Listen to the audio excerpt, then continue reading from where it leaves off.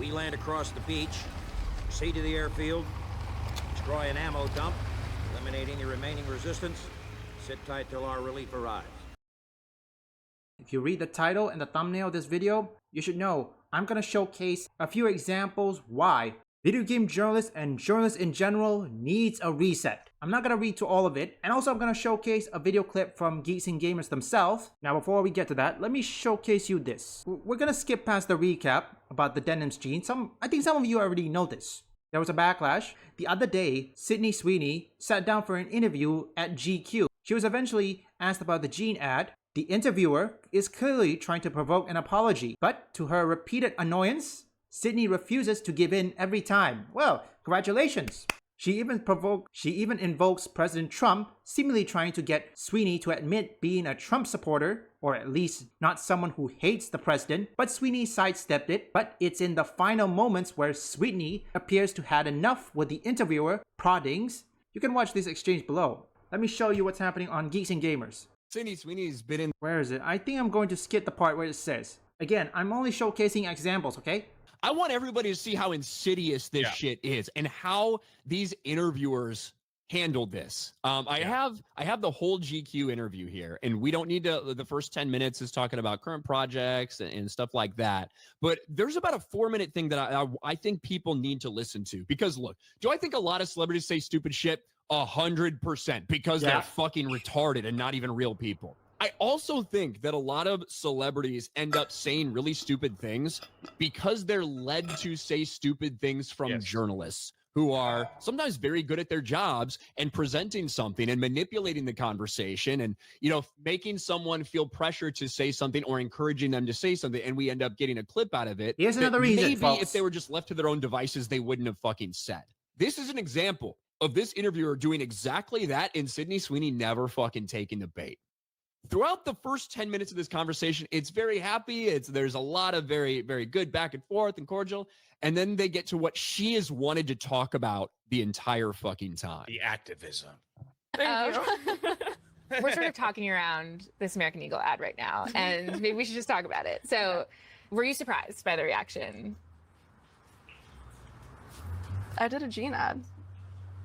Okay. I mean, the reaction definitely was a surprise, but it was, I love jeans.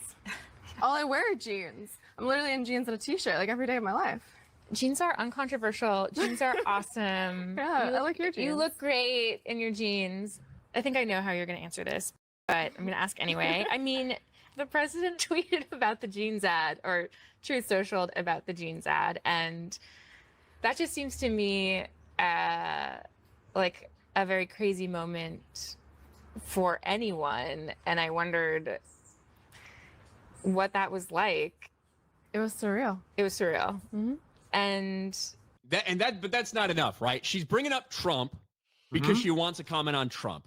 She wants one of two things.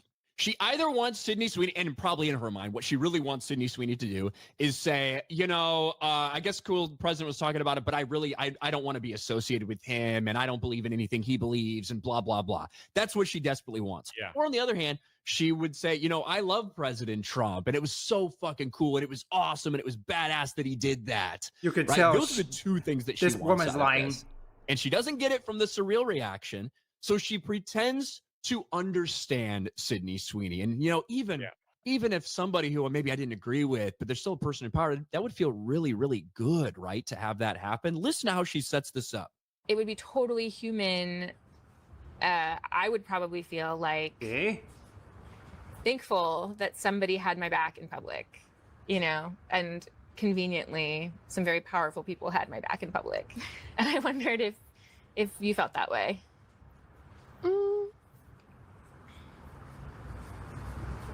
Well, I don't think that it's not that feeling didn't. I didn't have that feeling, but I wasn't thinking of it like that, or like event. Jay, what do you think about the body language here? Yeah, she's aggravated. Well, hold on. I mean, she's confident. She's sitting straight up. Yeah, but it's like, look at this girl. Right. What I'm saying is, like, Sydney's just kind of like you can see her face. Like, she went from giggling to like, are you really seriously gonna try to like do this? You know, like we Wow. were having a good interview, and like now you're not letting up until we get to that point where obviously this woman is either jealous because the president never tweeted at her, or I don't know what it is. It just sounds like, oh my gosh, Trump tweeted at you. What did you think about? It's She wants her to take a side. She's trying to get that out of her. You wanted her to say, I was disgusted that Trump tweeted at a jeans ad. Like, what does he think? I'm not MAGA. I'm not on that side of that, like that. And I bet she would have started laughing and be Who hired this person, okay? I have to know. I understand if you don't like somebody, it's okay, but the problem is you're doing a job, you serve the public, and you should have done that. Let's continue. I need to see this last kid. How far did it go? let's talk about how bad the president is. She probably had a whole line of other questionings ready for whatever reaction she was going to get. It's insane, people. I didn't have that feeling, but I wasn't thinking of it like that, or like of any of it. I kind of just put my phone away. I was filming every day.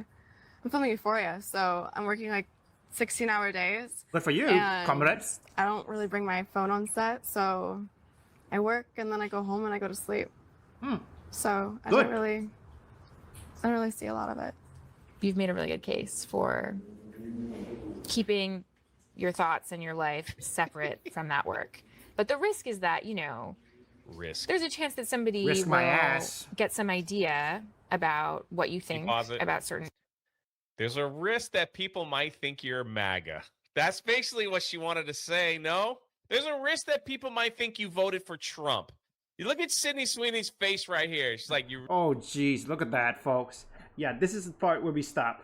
If you see this, if you can zoom in, if you watch the original video, look at this, okay? Look at this one. Take a look at her facial expression. I mean, she feels like, wait, are you fucking kidding, right? This has to be a joke. I swear, this, I don't want to know. Not every celebrity that every average day normal people can agree with. Well, they just do what they do best, like focusing on their job, their acting, like Tom Cruise. Tom Cruise, regardless what you want to say, the main focus of him is his job, his acting, okay? He didn't talk about politics or anything. He just focused on his job. That's it. Why do you think Mission Impossible, the latest one, may be flop? I think I overheard somebody saying it. But overall, Mission Impossible franchise was a success. Sylvester Stallone. Yeah, even though there won't be another Rambo, but I think it's still pretty much watched today. See, this is the reason why, as for the title of this video, it is one of the reasons why video game journalists and journalists in general needs a reset. Yeah, all the bloat had to be taken out. Right now, we have Alyssa McConaughey, who is now currently in a lawsuit. And I think Smash JT said there was a update from the judge. They needed more time to collect evidence for some reason. Oh yeah, the Game Awards right now. Expedition 33 was snubbed. Predictable, isn't it? Because nobody goes to these Game Awards. 90% of votes come from journalists. I mean, back when Batman Arkham Asylum got Game of the Year, I'm 100% certain there was no biases, okay? I don't think there was a biases when Elden Ring received Game of the Year. Also, many people want Arc Raider to be Game of the Year, although I don't think that is possible since Arc Raider has already recently released, right? I mean, I don't think it is allowed for the recent release titles to be nominated. Isn't that right? I don't know, folks. The video game journalists and also journalists in general needs a 100% reset, okay? We need to get competent writers, competent journalists, and anyone that is good at their job that knows what they're doing. For example, video game journalists. We need to get gamers into it. Someone who knows about gaming, not activists.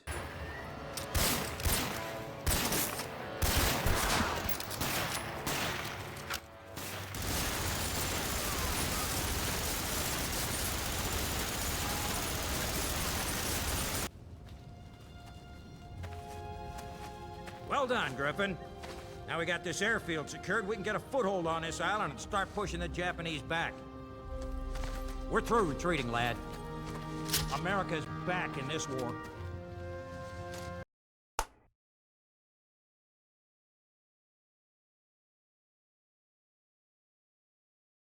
The Marines, aided by U.S. soldiers and local inhabitants, were finally victorious. Later in the war, the Marines and their unique battle tactics would prove invaluable.